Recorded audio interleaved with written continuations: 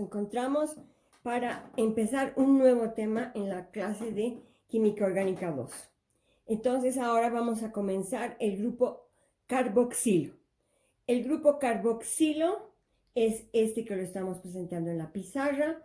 Tiene el carbono con un doble enlace carbono-oxígeno y tiene además un enlace carbono-oxígeno, y este oxígeno va a estar enlazado a varios sustituyentes, que eso vamos a aprender ahora. Pero en realidad este es el grupo carboxilo, y los primeros compuestos que tiene el grupo carboxilo y son los máximos representantes serían los ácidos carboxílicos. Los ácidos carboxílicos son ácidos como un ácido clorhídrico, un ácido nítrico, un ácido. Ahora, son débiles, eso vamos a ver en un ratito. ¿Cómo los nombramos a los ácidos carboxílicos? El prefijo es el número de carbonos y el sufijo es el sufijo oico, la expresión oico. Entonces, para el primero de los ácidos tenemos un carbono, el grupo carboxilo, y aquí, como estaba hace rato con la carga, aquí le ponemos el hidrógeno. Como es solo un carbono, entonces saturamos con hidrógeno. Este es el ácido metanoico. Metan porque es un ácido que solamente tiene un carbono, y oico porque la terminación de un ácido carboxílico es oico. Entonces podemos escribir el ácido metanoico, y aquí tenemos un ácido que tiene dos carbonos, el ácido etanoico. Ahora, el ácido metanoico es un nombre común, un nombre tradicional, un nombre histórico, etc. Es el ácido fórmico, porque se ha encontrado esto en las hormigas. Y el ácido etanoico también se lo conoce como ácido acético, que se encuentra en el vinagre. Ahora, ustedes como estudiantes de química tienen que saber todas las posibles formas de escribir, de leer un ácido o un compuesto orgánico. Entonces, cuidado, se les pregunte el fórmico y no sepan qué es el fórmico. O se les pregunte el metanoico y dicen, no sabía, yo solo sabía que era fórmico. Entonces, repasen bien con el auxiliar esa parte. Y también tenemos ácidos que son aromáticos. El primero de los ácidos, el que simplemente tiene el grupo carboxílico, es el ácido benzoico, que lo hemos usado varias veces. En Orgánica 1 ya sabemos cómo obtener también el ácido benzoico, y este nos va a dar lugar a varios tipos de compuestos sustituidos y con sus derivados que vamos a ver en el transcurso de este capítulo. Entonces continuamos, ¿no? ¿Cómo son ácidos? Entonces, los ácidos tienen la virtud de disociarse, ¿correcto? Entonces, el ácido carboxílico en general es un ácido débil. Un ácido débil que se disocia en carboxilato y el protón. Las dos flechas, si ustedes vienen aquí, ven que la flecha de disociación es más pequeña que la de vuelta, ¿no? Que se regenera el ácido. Entonces, son ácidos débiles que tienen constantes de ionización muy pequeñas. Entonces, nosotros sabemos que es un ácido, pero es un ácido débil, ¿ya? Y por eso es que hay que ayudarle a veces a que en esta parte, en la cadena de grupos alquilo, le podamos poner un sustituyente, por ejemplo, un halógeno, un hidroxilo, etcétera, para que pueda aumentar de alguna manera su fuerza de acuerdo a la necesidad que tengamos en nuestro trabajo. Cuando se forma el carboxilato, vemos que el carboxilato puede sufrir estructura de resonancia. Esta carga negativa puede formar un doble enlace, y este doble enlace se rompe para volverlo negativo, y tenemos esta otra estructura de resonancia del carboxilato. Y esto viene abajo, entonces está en un equilibrio dinámico el carboxilato, y por eso también es muy estable este tipo de iones. Por otra parte, nosotros podemos ver que los ácidos carboxílicos ya no solamente reaccionan en una partecita de la molécula, sino que tienen varios lugares de ataque, o para atacar o para ser atacados. Entonces nosotros podemos ver que puede disociarse sacando un protón. Todo el ácido puede ser un nucleófilo y puede atacar a otra molécula. Puede ser atacado por un nucleófilo en este carbono. Y ahora además nosotros podemos hacer uso de los hidrógenos alfa que tienen los ácidos carboxílicos, donde pueden ser atacados y se desprenden para formar lo que ya habíamos visto en aldehídos y cetonas, carbaniones. Entonces tenemos una gama de posibilidades, pero van a ver qué tan rápido y qué tan corto resulta esto. Bueno, ahora van a tener ustedes una pequeña tarea. La fuerza de los ácidos. Hemos dicho que son débiles los ácidos carboxílicos, pero a veces nosotros podemos poner sustituyentes como por ejemplo un halógeno, un hidroxilo o tal vez otro sustituyente en los carbonos que tienen hidrógenos alfa o otros hidrógenos más, que no sean el hidrógeno del grupo carboxilo. Entonces la tarea es que ustedes presenten hasta el día 26 de octubre, presenten esta tablita, si quieren, de cómo afecta la inclusión de los sustituyentes en la fuerza de los ácidos. En la posición, por ejemplo, si este fuera el butanoico, entonces, ¿cuánto influye poner en el carbono alfa o en el carbono beta el sustituyente? El número de sustituyentes también. Solamente voy a poner aquí un halógeno, o puedo poner 2, o puedo poner 3. Entonces, esa tablita ustedes la van a encontrar en todos los libros y yo espero que ustedes se ocupen de buscar esto, ¿ya? Entonces, primera cosa de tarea es que vean cómo yo puedo incrementar la fuerza de los ácidos utilizando este tipo de sustituyentes y en qué condiciones yo puedo aumentar la fuerza de los ácidos. Entonces, con esas generalidades, además decirles que los ácidos normalmente son líquidos y a medida que aumenta la cadena de carbonos realmente se acrecentan. Los ácidos también son lineales, la mayoría son lineales, y cuando ya están más o menos ácidos carboxílicos de 10 o 12 carbonos, empiezan a ser viscosos y finalmente son sólidos y se presentan en los jabones, en las grasas, en los aceites. Pero eso vamos a ver posteriormente ya de una manera más específica. Ahora, ¿qué reacciones tienen los ácidos carboxílicos? No son muchas las reacciones, pero las que sí vamos a ver son las más importantes. La formación de sales, que también pueden ser reacciones de Oxred o reacciones de formación de sales, como cualquier ácido que conozcamos. Entonces tengo como ejemplo un ácido carboxílico más hidróxido de sodio.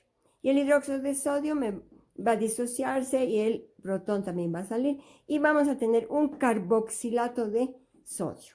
El carboxilato de sodio es una sal, ¿no? Y este hidroxilo con este protón va a formar una molécula de agua. También puedo poner zinc, puedo poner otros metales y voy a tener carboxilatos, voy a tener sales. Ahorita vamos a hacer más ejemplos y las siguientes reacciones. Un segundo tipo de reacciones que sufren los ácidos carboxílicos es la obtención o preparación de derivados de ácido. Los derivados de ácido mantienen un poco el grupo carboxilo. Entonces, un ácido con algo, que lo vamos a llamar un nucleófilo, lo que hace es sustituir esta parte del ácido y viene el grupo nucleófilo y se desprende el hidroxilo de diferentes maneras, como vamos a ver. Entonces, más o menos esto es así. El nucleófilo ataca al carbono del carboxilo, el doble enlace se rompe y se carga negativamente el oxígeno y ya hemos introducido el grupo nucleófilo a la molécula. Ahora lo que hacemos es restaurar ese doble enlace para tener esta parte y el grupo hidroxilo va a salir de alguna manera de acuerdo a estas 4 cosas que vamos a ver y queda el derivado del ácido. Ya no es ácido, es un derivado. Entonces hay 4 derivados principales que son los halogenuros de ácido, generalmente son cloruros, los anhidridos, los ésteres y las amidas. Entonces vamos a ver uno por uno cómo se forman y vamos a ver el tipo de nomenclatura y su química también de estos. Entonces más fácil es la química de los ácidos que otra cosa. Ya, entonces empezamos por los cloruros de ácido. Ya no decimos halogenuros porque normalmente se utilizan los cloruros, no los halogenuros. En química orgánica 1 veíamos los bromuros de alquilo, ¿no es cierto? Que era la materia prima para todo. En este caso, el equivalente sería el cloruro de ácido, ya no bromuro, ¿ya? Entonces, tenemos tres posibles reactivos que los vamos a mencionar, que son el cloruro de tionilo, el tricloruro de fósforo y el pentacloruro de fósforo. Entonces, tenemos el ácido carboxílico con el tricloruro, con el cloruro de tionilo, vamos a tener el cloruro de ácido y se desprende un gas. Cuando tenemos el ácido con el tricloruro de fósforo, igualmente logramos obtener el cloruro de ácido y ácidos fosforosos, que ya son más complicados de separar, además que son tóxicos, ¿no? Y finalmente tenemos el pentacloruro, que nos da el cloruro de ácido, pero ya tenemos otros compuestos más que son difíciles de separar de este. Entonces el óptimo sería el cloruro de tionilo y cuando no, tener el tricloruro de fósforo. Entonces con esto ya tenemos la primera parte que es bien importante para hacer un montón de reacciones. Los halogenuros de ácido, en el caso los cloruros de ácido. ¿Se acuerdan que para obtener aldehídos y cetonas hemos utilizado este tipo de compuestos ya? Listo, entonces los anhídridos son el segundo grupo de derivados de los ácidos y tienen esta estructura. Y aparentemente podría ser la reacción que tienen dos ácidos. Ahora, que no es verdad.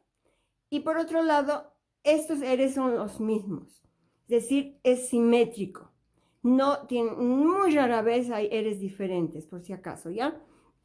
Entonces, como les digo, parecería que fuera la reacción de dos ácidos y se eliminaría una molécula de agua y tenemos el anhídrido. Por eso se llama anhídrido, ¿no? Sin agua. Pero no es el modo de hacer un anhídrido, hacer reaccionar dos ácidos. No, nunca tendríamos la opción de tener ácido en un frasco, ¿no es cierto? Entonces tenemos el ácido carboxílico, que con el cloruro de tionilo, que hace un ratito hemos aprendido, obtenemos el cloruro de ácido.